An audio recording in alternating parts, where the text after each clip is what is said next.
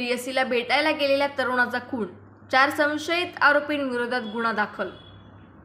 निजामपूर चैताणी येथील अजय भवरे हा तरुण आपल्या प्रियसीला तिच्या घरी भेटायला गेला असता सदर प्रकार मुलीच्या घरच्या लोकांना लक्षात येताच त्याला विचारपूस केल्यानंतर अजय भवरे याला लाथाबुक्क्यांनी व काठीने बेदम मारहाण केली।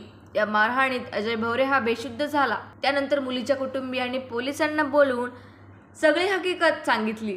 त्यानंतर पोलिसांनी अजय भवरे याला शासकीय रुग्णालयात दाखल केल्यानंतर त्याचा मृत्यू झाला।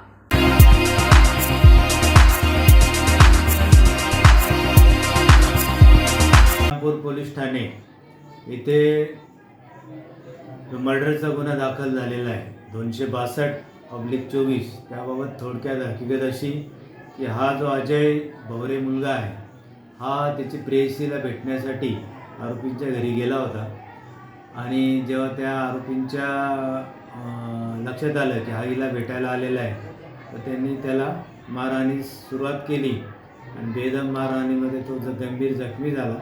त्यानंतर पोलिसांना माहिती मिळतात पोलिसांनी त्याला इथं प्राथमिक आरोग्य केंद्रात ॲडमिट केलं।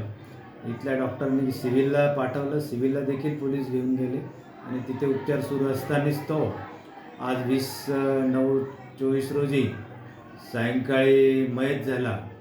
सदरबाबत त्याचे वडील राजेंद्र भवरे यांच्या फिर्यादीवरून मर्डर तसेच ॲट्रॉसिटी कायद्याखाली सविस्तर गुन्हा दाखल करण्यात आलेला आहे। पुढील तपास करीत आहोत।